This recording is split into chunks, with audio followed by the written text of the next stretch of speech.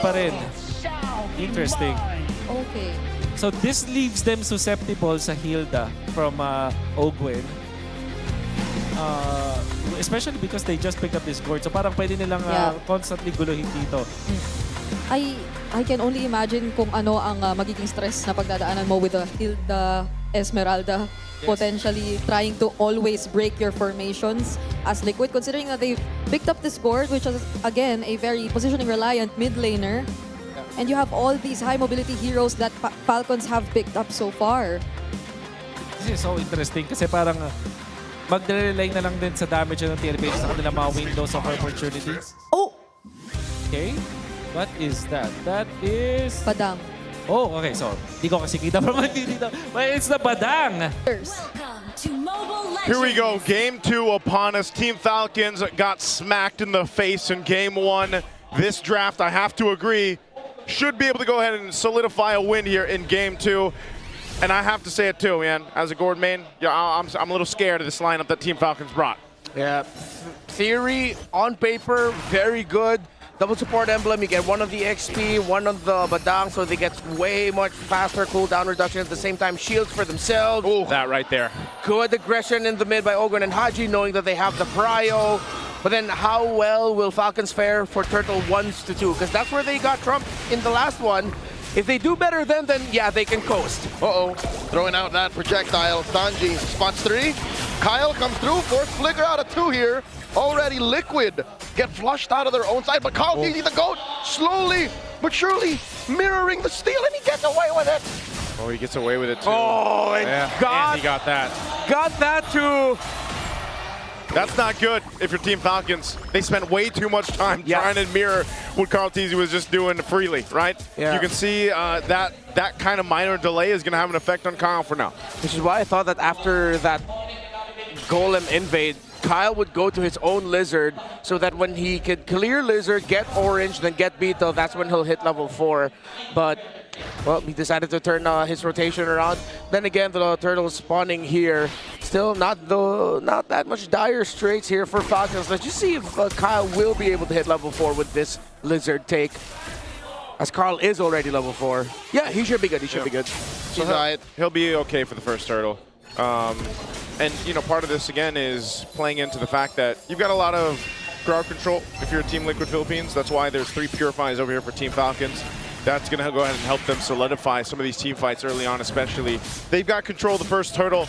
Kyle will work on that while the rest of TL is in the zone. Carl Teasy will go ahead and walk up on this Fredrin, see if they find out for it. Sanford taking that Y brush to the right. Quick knock up onto JP. Ogwen steals the Turtle.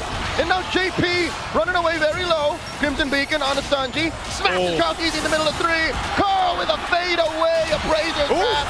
Still gets taken down, but Kyle gets traded out 4. Super Marco early rotation. Blazing to it underneath tier 1. 1 for 1, but Falcons get the Turtle. Yeah, really good there that Sanji was able to get the missile projectile in the gush onto Kyle to secure that kill. Falcons would be able to get the Turtle though. Still, Liquid got to balance it out. The EXP lane flap had to rush the Dreadnought armor because he is back in the support emblem. It's good, but the bad thing is you're not as tanky. You're very squishy. You get faster shields, but the Paquito can delete it. Whoa! Speaking of, Sanford comes through. There's the crack and the punish from Falcons as Ogwen takes down 40. I'm glad to see the Badang in action here in the hands of Ogren, who suffered a whole lot in Game 1. Now he's up 2-0, helping the tempo with this lineup from Team Falcons as they continue. Flap right on Carl Easy's face. He knows how to play against this Fredrin. Appraiser's Wrath, but still Flap wants more. Yeah, just sending him back. Kyle will be able to get the Beetle here. Carl still makes it to his orange. So looking at the draft picture, wait, Ogwen. Oh no. Mounted by Daddy JP. Flickers back. Some shields. Keeping him topped up. He's taking Daddy JP all the way this deep. And now Ogwen gets a shield, survives. Crimson Beacon from Haji. Flap dancing around. JP will live. Yeah, he knows he can survive, so that's why JP just went all the way there. He still had his flicker. 25 seconds until the next Turtle. Kyle needs to regen some health, get his own buffs down. Carl Teasy. I think you have to watch out for mainly the Gourd and the placements of Haji on this juice in. My eyes are on the two mid laners heading into this next turtle. Well, of course, watch out since it is spawning closer to the gold lane. Teddy and Super Marco can join in the fray. Could become a big 5v5. I like what Wolf was mentioning in the draft, and again, I know for our international viewers that's in Filipino, but what he did mention is that there's no way for TL that they draft those first, heroes that they had in the first phase that are so shield dependent. You got an Esmeralda across from you. Is the Gord the plan to go ahead and help deal with this? Is there something else to deal with Flap? Before you answer that, here's the fight. Kyle jumps on to Sanji. Sanji brings out the ordnance, gushing through. Carl needs to secure the turtle, but Sanji falls. Kyle gets him. And there's a wall put up, a crack, and Kyle just barely sidesteps away, but Sanford finishes the job. Liquid are pushing Falcons once again to fight, goading them into more aggression. Yeah, to answer your question, Team Liquid Philippines definitely gave that, knowing that they'd be going up against an Esmeralda. It's just, if you look at the firepower of Liquid, there's a lot. That despite you being able to make a lot of shields as an Esme, the only other pick that's stopping Sanford is the Batang. But the Batang also has to mark, well, the Harith, the Gord, even the Glue in some ways, but mainly the Fredrin. That it's not like the Kufra Esmeralda game they had against Onyx Philippines. It's a little bit, just a little bit easier for Sanford to get crafty with the angles that he's approaching from. Yeah, this is another thing too. Both gold laners have essentially been able to go ahead and do what they need to farm up. They got an assist, of course, throughout that last team fight, but still they're neck and neck in terms of farm here. We'll see how they play in part here, because especially for Super Marco, he's got his DHS. He can be there for the next turtle. Both gold laners can, as we see this breakout. But another thing too for Team Falcons is this is that lineup, similar to what we were saying, where that lineup in game one, they should have played, maybe a little bit slow, but they just didn't get a chance to. Well, this, I feel like they're keeping the pace under control against Team Liquid. And that's the best case scenario for them with this kind of lineup. It's just more so also, Kyle gets caught up, and here comes Ogwin to save him. And now Haji responds as well. Carl Teasy put down to a third. Crimson Beacon. Carl Teasy dashes back. Close call. Not much from Falcons here. They're not gonna force it. Yeah, they know they couldn't force it because they didn't have the minion wave. Oh, the gush right on Ogwin's face. No way he survives this. The master gets slain. Did they not expect that there would be members of Liquid there? Because they just committed a big four-man. Most teams already know that there are going to be bodies. I know he was checking, but you're up against a Gord. Yeah, this is the problem, right? This is what we were talking about, is the amount of crowd control that you have. And again, you have Fear Fines, but if your flicker is gone, Ogwin gets punished. So what that results to is the last turtle going to the hands of Team Liquid. The gold lead's going to shift, although it is just pretty minuscule. It's nothing too big, but TL, you'll see them start to go ahead and put pressure on the side of jungle for Team Falcons up to this point. Flap and Kyle, though, they want to go for this tier 1. Oh, looking for that surge. It looks like 40's happy to just waste time here. Super Marco gets taken down. Max range on that gush, and all this while, they've been working on taking down the Apex Predator. Sanford does fall, but at what cost? Yeah, the minion wave couldn't stand long enough for Falcons to break the tower. Marco got taken down topside. Not a good trade for Falcons. Round 2, in mid. Hogan puts up a wall, but JP is hell-bent on getting a mount. There's a crack. JP flickers back. All right, JP's got to flicker out. This is get going to be a tier 1. Kyle will go ahead and knock that down, man. They spent a lot of time at trying to get that objective. They will end up opening up the map a little bit, but also top side, look what happened. Right, their tier 2 took some damage. They pretty much mirror what TL is doing is mirroring what Team Falcons wants to do. And so it puts them in the situation of where do we put our guys? Where do we put our rotations more? And where's more important for Team Falcons? Yeah, what's annoying right now for Falcons is if we actually have numbers here with total damage dealt, damage taken, very even in the gold, close enough. It's the total control time, 45 seconds for Team Liquid so far, just 23 for Falcons. So that extra amount of control that Liquid has is what's giving a lot of difficulty for Falcons in the fights. Yeah. It still could be brought closer, not that far off in terms of the gold, but they need to see if they can start getting more gold on this Juicin specifically, because Sanji is starting to run away with the lead. Oh, point blank gush without any warning. A volley right in Marco's face. They catch Ogwin, force a flicker out of him. And now he answers with a crack. Haji looking to choke him up, but Sanji will finish the job. JP goes up, and there's a trade 1-for-1. Good trade. They deal with that at least, but this is going to be a problem trying to work against all these amount of crowd controls and stuns that TL has. Whoop. Flap here, caught in the crowd control, and there it is, another gush plus a Salmon Force. Might have been overkill. That's not what Falcons was looking for. After all of that, Liquid still has almost double the total crowd control time. 53 seconds to Falcons 27. Oh, look at that damage. They force RG back, another Crimson Beacon wasted. Liquid are looking to secure the Lord here, down to an 1/8 of its health. Kyle looking to steal, go through the back, and Carl Teasy gets that Lord to wear a Liquid jersey. This is the problem. Oh, Ogwin in trouble again. He's caught between the walls. Salmon Force plus Gush. The GOAT secures the kill, and now they go for Kyle's purple. Oh man, those projectiles just stopping them in their tracks. Purple's still there for Kyle to take. They pulled off of it. Sanji, quite low, has to get out. Couldn't finish the job, but Sanji will live, staying here, hiding in the Y-Brush. A Brazer's Rat knocks out Flap. Talking about knockouts. Sanford looking for more, forcing a defensive. Surge, but Sanford will find a Marco with a brrrr. Blazing Duet taking down 40. There's the shutdown. Yeah, Falcons needed to get something there because this is getting completely out of hand already. We talked about Turtle 2 and Turtle 3. That has extended up to Lord 1, with which Liquid was able to get freely, as we saw.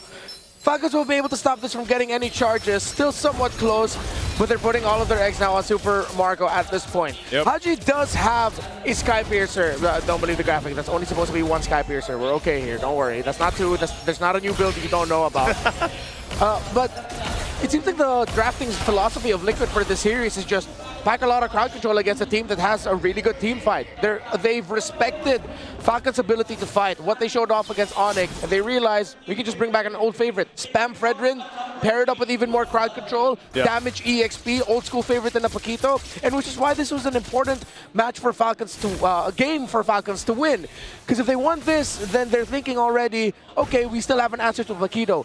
If even after the Esmeralda, even after the Badang, they still cannot take out the Paquito, then they have to start committing bans to take it away from Sanford. Yeah, they won't want to take that away. They're trying to hold on to what they can in their base here. But this is the thing. Now you got a Divine Glaive. Another projection plus Gush combo puts Flap at half. Yeah, that Divine Glaive last pickup is enough. You know, it's been the Glowing Wand and the Lightning Tranchant, and Sanji's already capped up 5 kills. So what more now? And it's so surprising to see, again, you know, Carl Teasy picking up the Fredrin back-to-back after what we saw even in the last games. We saw, oh, hold on. Another Gush comes through, taking down Ogwin, just like that. Kyle Teasy can't even sniff his purple. And Ogre knew that he didn't need to commit his ultimate there to try and salvage that. It would have been too difficult for Falcons to take that fight. Marco, ouch. All right, shield's gonna pop here. Down on the bottom side, again, TL now, it's 4,000 ahead for them. And it seems like Team Falcons is in that same situation that they were in Game 1, where it's like they just have to respond to TL, you know, putting the pressure wherever they decide to. How do you get around these projectiles? How do you get around those little mini crowd controls that this lineup that TL has? Oh, it's even tough to say because you already have the Purifies. But then even if you Purify, there's already a good chance Sanjay is blasting you. It's a cop-out, but play better. Out-execute them. Liquid are just really executing. Falcons, theoretically, we said it, have all the tools that they need. It's just how do you execute that when the other team is just so good at it? Kyle is so far off. I don't think he can make it back in time. They've already picked a fight with Flap and Haji. Oh, Flap here, gonna get taken down very, very quickly. Crimson Beacon by Haji. 40 versus 2, Kyle and Ogwin. There's no way. There's no way. Sanford flickers back. Sanford buys enough time in the 1v2 while TL took out Flap. Oh my lord, another Gush. Crimson Beacon. Kelly helps Sanji finish the job. And just like that, another message sent and received. This Lord belongs to Liquid. Go next, Sanford, perfect placement. Put himself in right bush mid. Waited for Ogwin and Kyle. Liquid read their rotations. This is the Liquid that just knows everything that's going on. Yep. They expect what you're gonna do next, and they already put themselves in the perfect place to answer it. Rennie, I'm gonna have to agree with you, man. And I'm pretty sure some of the chat's saying it too. You know, ban the Paquito or take the Paquito away from Sanford. Yep. The amount of value and efficiency that he's having on this pick is too much for TL right now. And maybe even again, you know, considering how do you get through all this? You have Purifies, you have to outplay them, but every single time they approach a fight that's started up by that stun, you lose someone. Just like that, in a snap, FLAPDZ gets erased off the map. And he's supposed to be a tanky hero here with this, but when you're just burnt through like that by the Mystic Gush. Diamond Force, Ogwin flickers back just to save himself. Lord still standing, more than half health. FALCONS catches Haji. Crimson Beacon flicker back.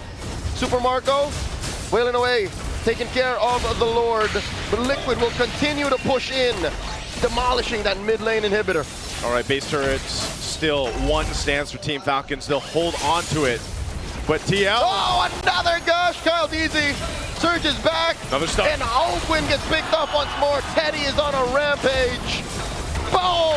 Blazing duet from Marco plus the freeze. JP here flickers back. FALCONS with an Appraiser's Wrath of all Appraiser's Wrath. Kyle? Taking down Marco. Kyle looking for more double kill for him. Kyle is shot down. Kyle goes down. Knockout strike in Haji versus 2. And there's the wipeout. The KDA machine gets 3 stacks. The machine says, not in my house. We're not going down with a fight. I thought FALCONS delivered the dagger with that taunt, with the Appraiser's Wrath, perfect to delete Marco in an instant. But then Falcons swing back with Kyle through Haji. Signs of life for the Falcons. A messy fight there for Team Liquid, potentially trying to end the game off this push. Look at the replay here, how this planned out. Winter Crown, Blazing Duet, when he gets out, the taunt is perfect. And with all the damage FALCONS took, it is an instant delete on the Claude. But Kyle went in perfectly. Since Teddy already committed the Zaman Force, when they went for that initial push, he didn't have it. And then Falcons just countered through their juice in, which now has 3 stacks on the Skypiercer. A millisecond of hesitation would have led to this ending right then and there.